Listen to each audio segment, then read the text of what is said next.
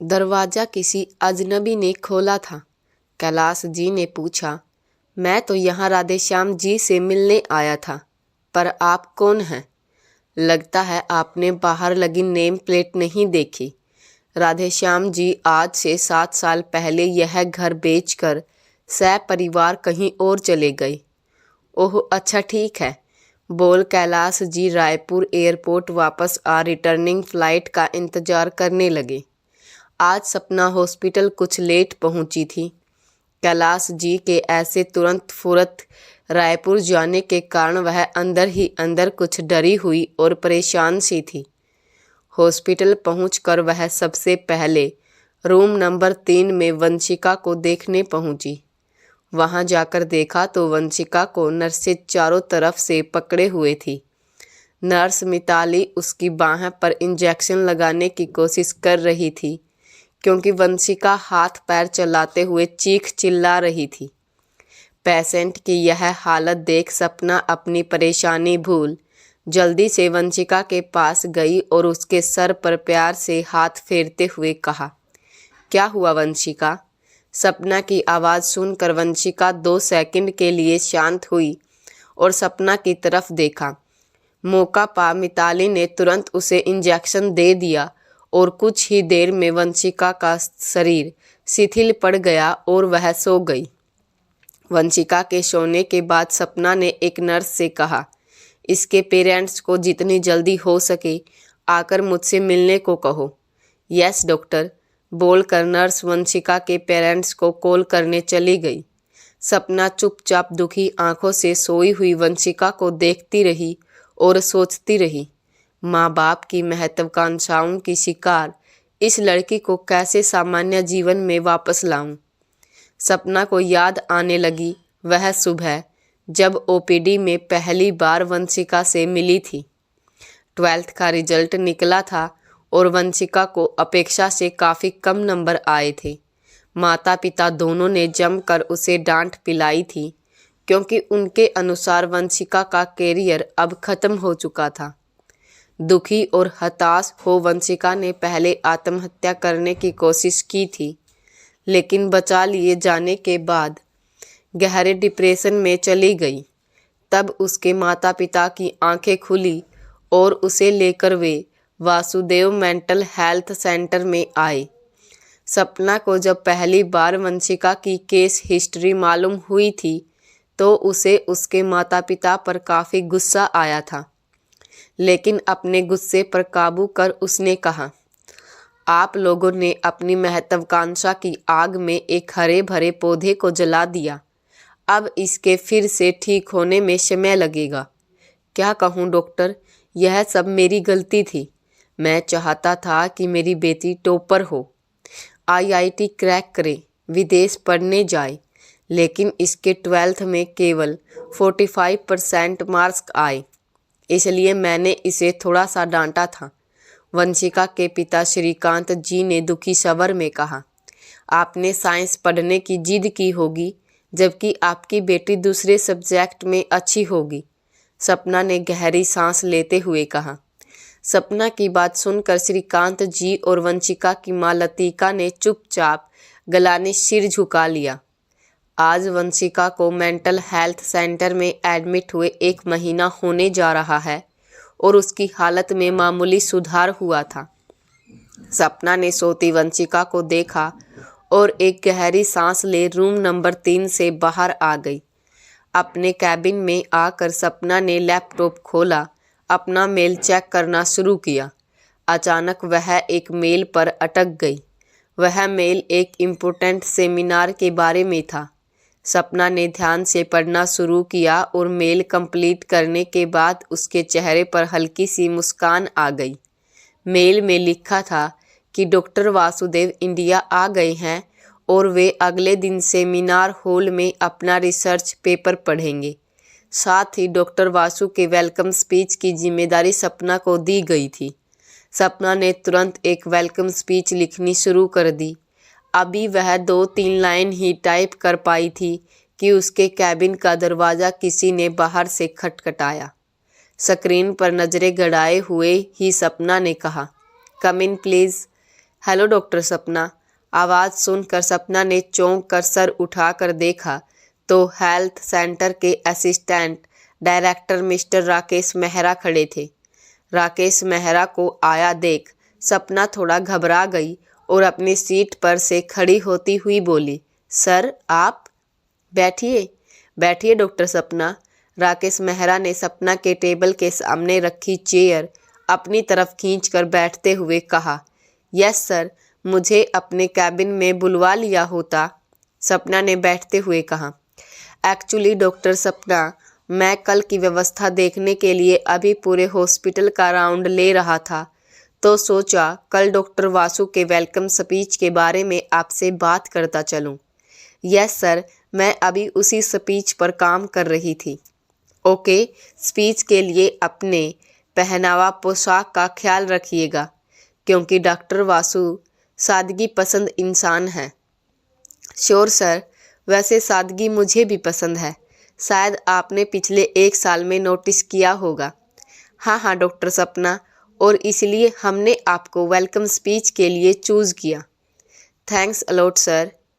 Okay, go ahead. आप speech पर अपना काम जारी रखिए, मैं दूसरी व्यवस्था देखने जा रहा हूँ।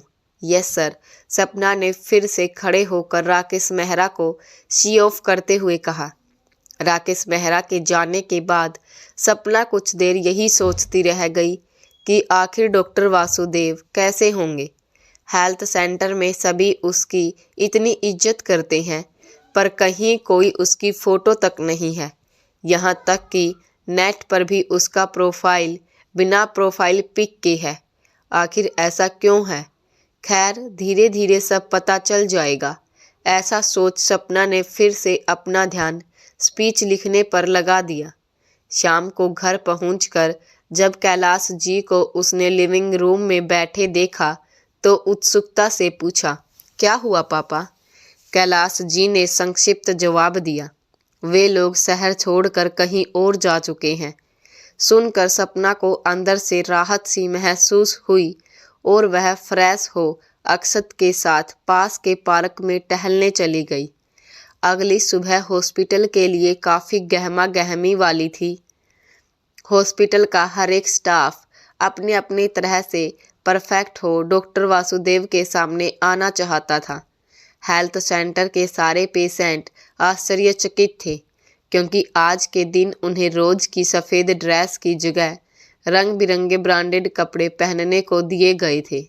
पुरुष पेशेंट्स को जीन्स शर्ट या टी शर्ट और लेडीज़ पेशेंट को आकर्षक ड्रेसेस दिए गए थे।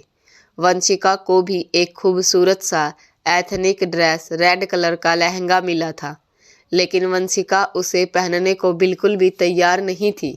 उसका कहना था कि वह सफ़ेद छोड़कर और कोई भी कलर नहीं पहनेगी, जबकि मैनेजमेंट का ऑर्डर था कि सफ़ेद कपड़ों में कोई पेशेंट आज नहीं दिखना चाहिए। काफ़ी कहने और कई तरह से समझाने के बाद भी वंशिका जब तैयार नहीं हुई तो सपना ने अपनी साड़ी की तरफ इशारा करते हुए पूछा, क्या ऐसी साड़ी पहनोगी? वंशिका ने सपना को ऊपर से नीचे देखा और कहा, पीच कलर की सिल्क पर गोल्डन जरी बॉर्डर, हाँ मुझे यही पहनना है। फिर सपना के कहने पर एक नर्स ने पास की एक शॉप से सेम कलर की जॉर्जेट की साड़ी और रेडीमेड ब्लाउज लाकर दिया तो वंशिका ने पहले ना नुकुर किया कि ये साड़ी मैम की साड़ी से अलग है, इसलिए मैं नहीं पहनूंगी। लेकिन नर्सों और सपना के समझाने पर वह साड़ी पहनकर तैयार हो गई। सेमिनार हॉल में जाने को तैयार वंशिका को देख सपना के अंदर एक टीस सी उभरी और उसने अपने पास खड़ी नर्स मिताली से कहा, देखो ना कितनी प्यारी और खूबसूरत बच्ची आज किस हाल में आ गई। यस मैम, इसके पेरेंट्स को मैंने काउंसलिंग सेक्शन में भेज दिया है। हम देखें इसके बाद वे वंशिका से कैसे कैसे मिलते हैं और क्या बातें करते हैं। इन सब का वंशिका के मेंटल हेल्थ पर असर पड़ेगा। Yes ma'am. थोड़ी देर के बाद सभी सेमिनार हॉल में जमा हो गए। सभी पेशेंट को नर्सें घेर कर बैठी थी ताकि सेमिनार के दौरान वे अनुशासित रहें। सपना स्टेज के पास डॉक्टर वासुदेव की एंट्री पॉइंट पर ही खड़ी थी। तभी मंच से अनाउंसमेंट हुआ, डॉक्टर वासुदेव बस आने वाले हैं, इसलिए सब लोग अब शांत हो जाएं। अनाउंसमेंट के कुछ सेकंड के बाद ही एंट्री पॉइंट से डॉक्टर वासु का प्रवेश हुआ और पूरा हॉल तालियों की गड़गड़ाहट से गूंज उठा। अचानक सपना के ताली बजाते हाथ थम गए और गहरे आश्चर्य से उसकी आंखें फैल गई और उसके मुंह से अस्पष्ट सा निकला, महेश। जितने भी नए एम्प्लॉय ने डॉक्टर वासुदेव को पहली बार देखा, उनकी खूबसूरत पर्सनालिटी देख इम्प्रेस्ड हो गए। खुलता गेहुआ रंग, लंबा तगड़ा इखरा बदन, करीने से सांवरे हुए घने चमकीले काले बाल, बड़ी बड़ी मदहोश कर देने वाली खूबसूरत काली आंखें, खड़ी नाक और चेहरे पर हमेशा कायम रहने वाली मोहक मुस्कान। 28-29 साल के डॉक्टर वासुदेव ने इतनी कम उम्र में ही जो उपलब्धियां पा ली थी, वह किसी के लिए भी एक मिसाल थी। बादामी कलर की शर्ट और काली जीन्स पहने डॉक्टर वासु ने अंदर आते हुए पूरे सेमिनार हॉल पर अपनी नज़र डाली और एक सेकंड भर को उसकी नज़र सपना के चेहरे पर ठिठकी। सपना का दिल जोरों से धड़क उठा, लेकिन अगले ही पल अनजान का भाव डॉक्टर वासु के चेहरे पर देख सपना के मन में भी विचार आया कि डॉक्टर वासुदेव भला उसे कैसे पहचान सकते हैं। माना उनका चेहरा बिल्कुल महेश से मिलता है, लेकिन महेश तो मेंटली इतना सक्षम नहीं। निश्चित रूप से डॉक्टर वासुदेव अलग पर्सनैलिटी हैं और महेश से चेहरे और शारीरिक समानता केवल एक संयोग मात्र है।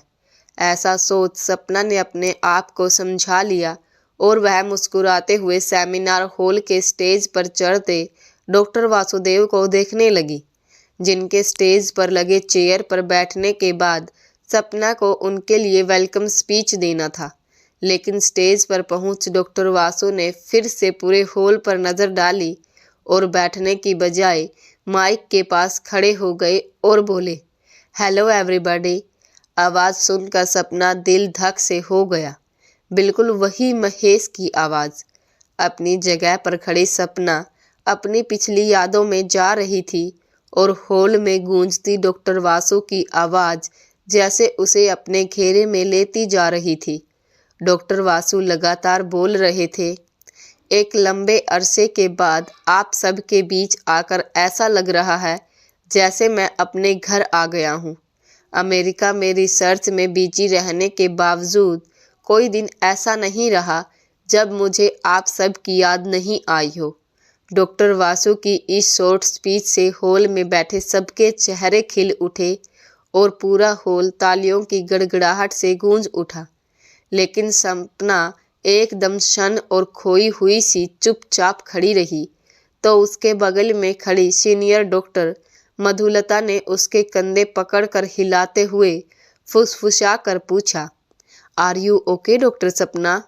डॉक्टर मधुलता के ऐसे कहने पर सपना को जैसे होश आया और वह सजग हुई। स्टेज पर से अनाउंसर की आवाज़ उसके कानों में पड़ी, डॉक्टर सपना से अनुरोध है कि वे स्टेज पर आकर हर दिल अजीज हमारे डॉक्टर वासुदेव के लिए वेलकम स्पीच पढ़े।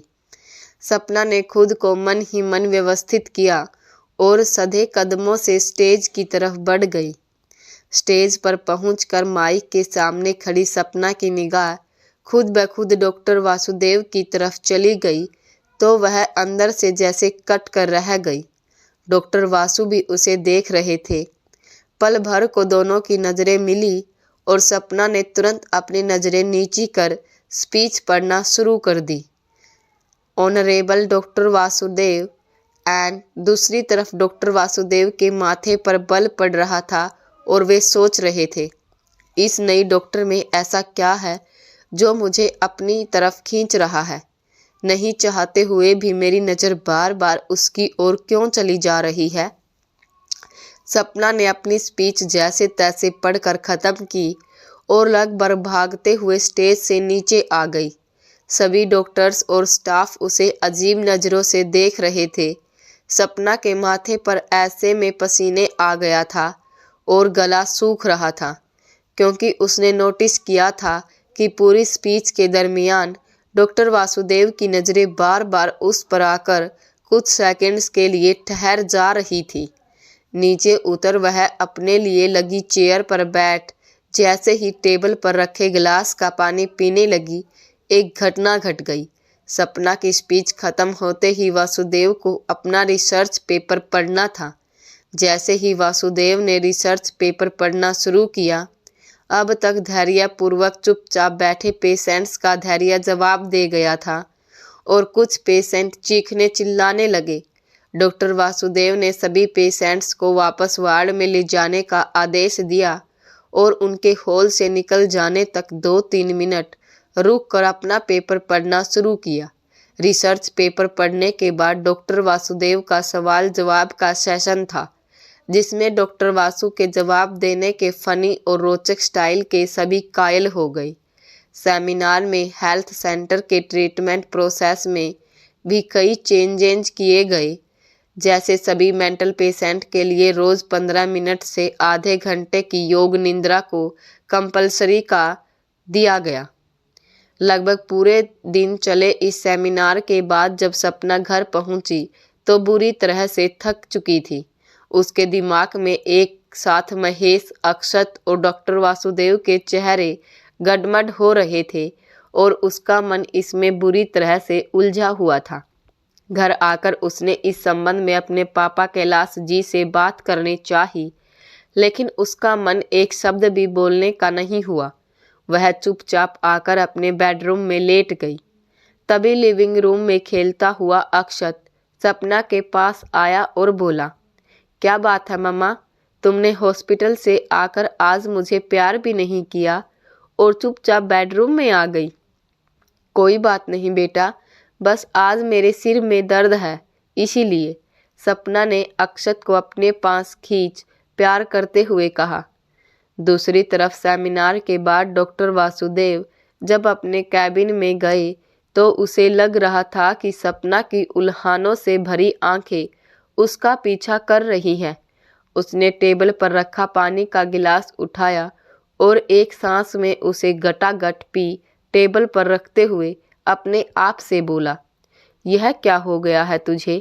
लाइफ में पहली बार इस डॉक्टर सपना को देखा है और ऐसा क्यों लग रहा है कि मैं इसे पहले से जानता हूँ? क्या दूसरे जन्म की बात सच है? क्या सपना से मेरा पूर्व जन्म का कोई रिश्ता है? क्या है यह? डॉक्टर वासु अपनी सोचों में डूबा हुआ चेयर के पीछे सर टिका कर बैठा हुआ था और उसकी बंद आंखों के सामने सपना का चेहरा बार बार आ रहा था। तभी